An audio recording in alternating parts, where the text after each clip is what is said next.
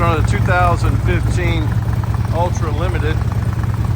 We're doing a stage 2, which is the S&S MR103 cam set, which is a 585 lift. We'd have the S&S adjustable push rods, S&S high flow filter, our custom Samson V-twin ring. The smoke you see there is just lubricant. It's cooking off. This is a set of 2 into 1 into 2 headers, and we're currently letting the bike do an idle tune, which is normal. And right now, I don't see anything to be worried about.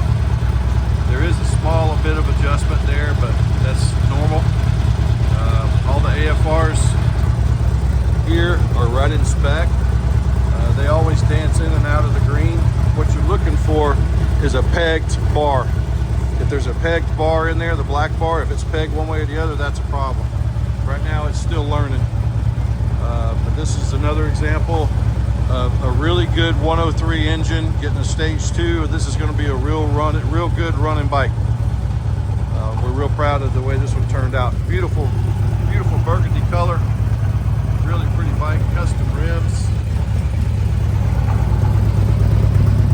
So got a lot, real heavy audio on it.